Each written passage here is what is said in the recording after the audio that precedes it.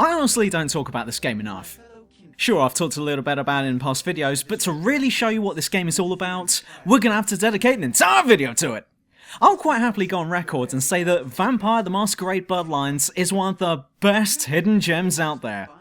Which is strange because from first glance you'll most likely be thinking, wow, that sure does look shit. But I honestly believe that this is a fantastic example of why games don't need to have amazing graphics to be great. Well, at the time this was still pretty good, and it happened to be one of the first games ever to use the Source engine, getting only beaten by Half-Life 2, and that's only because the devs of this game were told that they couldn't release it until Half-Life 2 went out. But why is it that this game is so unheard of? If it's that good, then why didn't it gain commercial success? Again, that's all thanks to Half-Life 2, because as it turns out, Bloodlines was released the exact same day that Half-Life 2 went out, and ended up being forgotten because everyone wanted that game instead.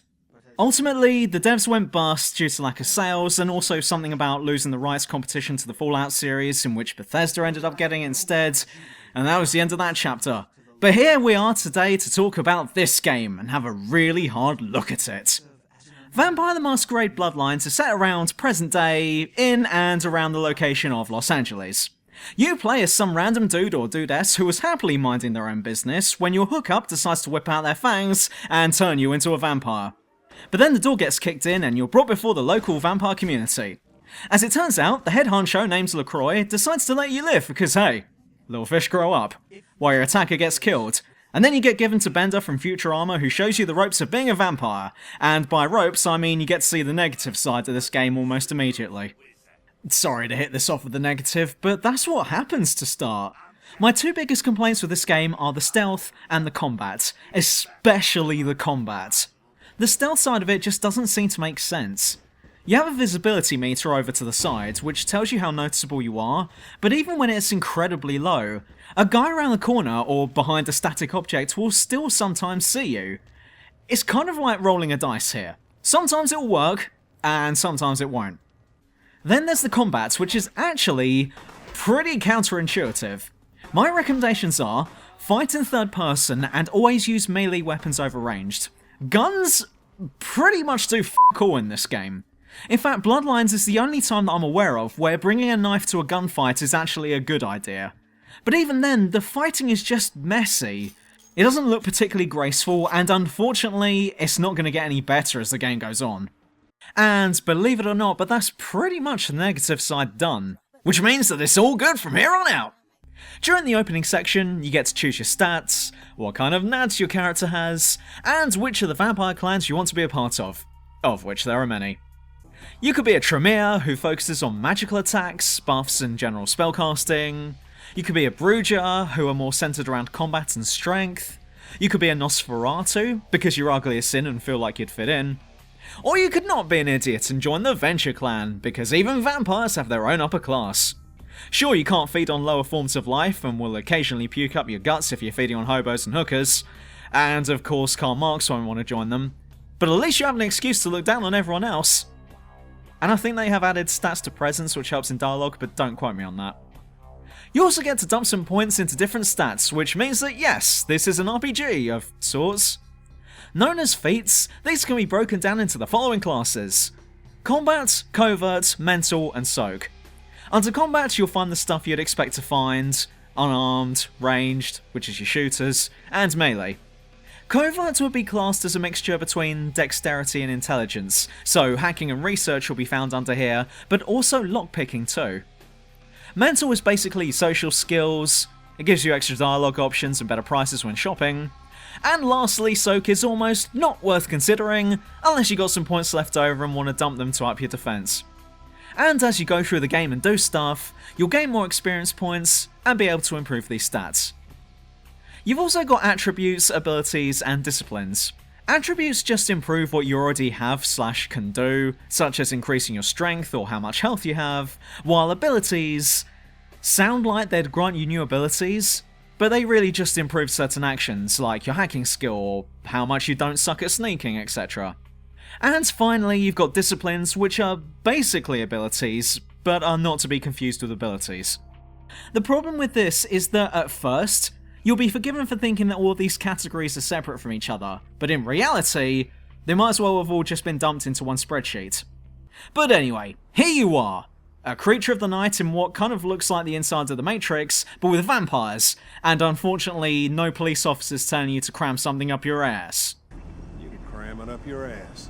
The first thing you'll soon notice is that it's forever nighttime here, so no worries about getting burnt by the sun because the sun doesn't exist in this world for some reason. But while the temptation of going off and doing tons of your own vampire shit sounds appealing, unfortunately you're now in LaCroix's pocket because of that favour he did for you.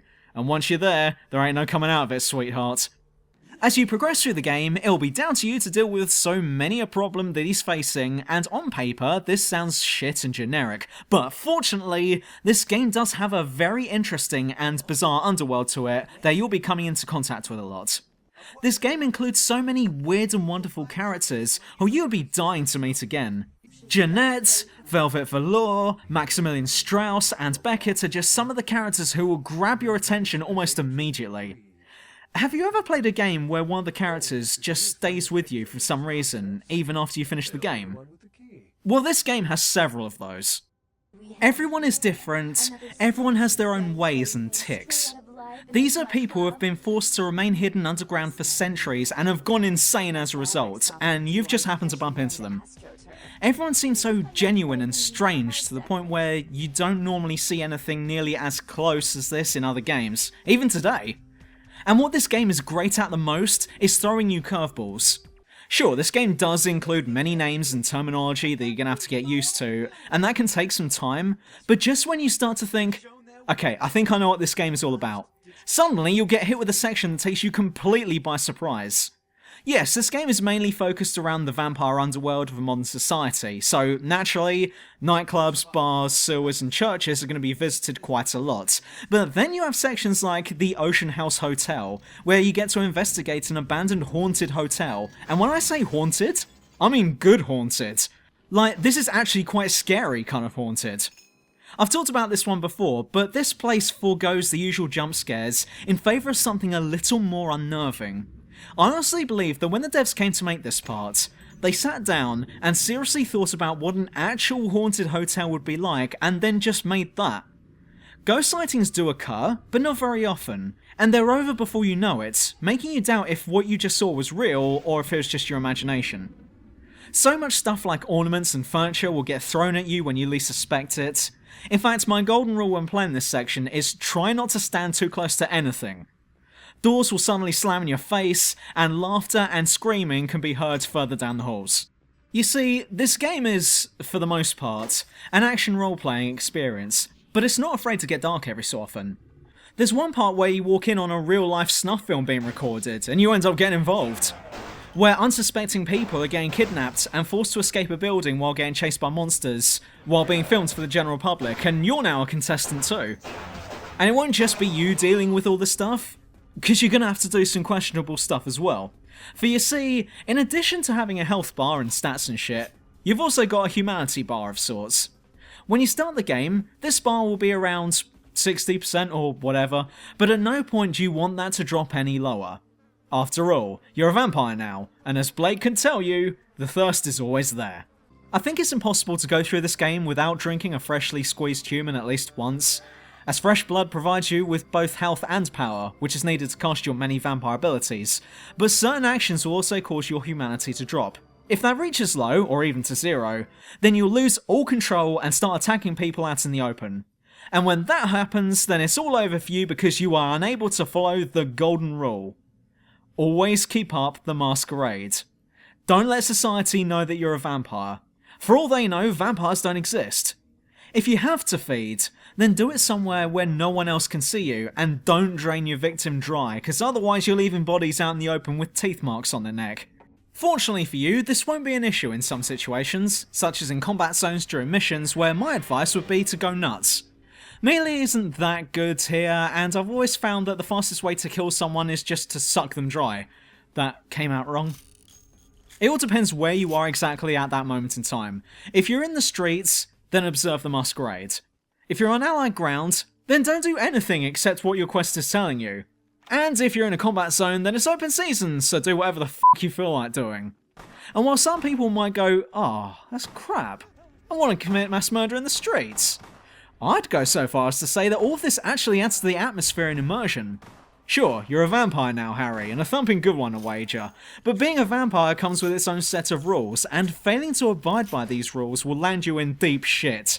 These rules are unwritten, of course, and it'll be up to you to observe them at all times, but by playing this game's rules, you'll undoubtedly find yourself swimming in all of the atmosphere and appreciating it that much more.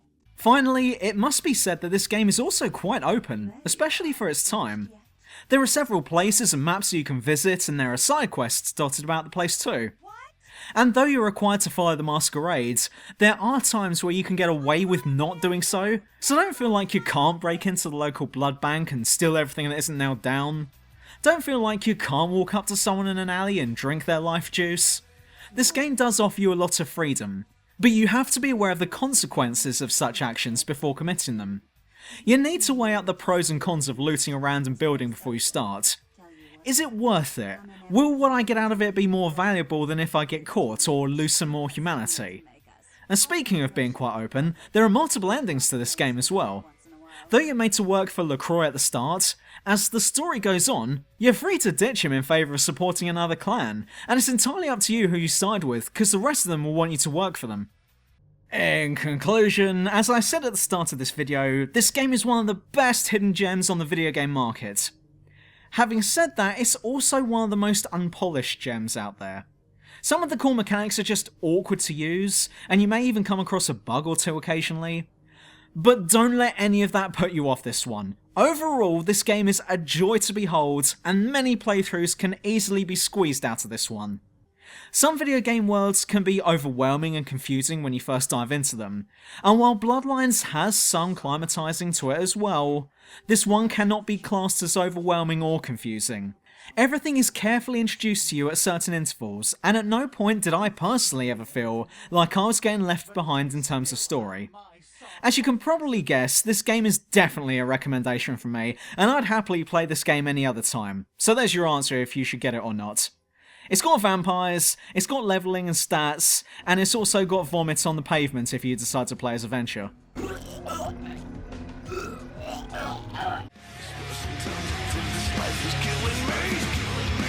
Sometimes I think this life is killing me. Sometimes I think this life is killing me. I swear it's killing me. This life is killing me.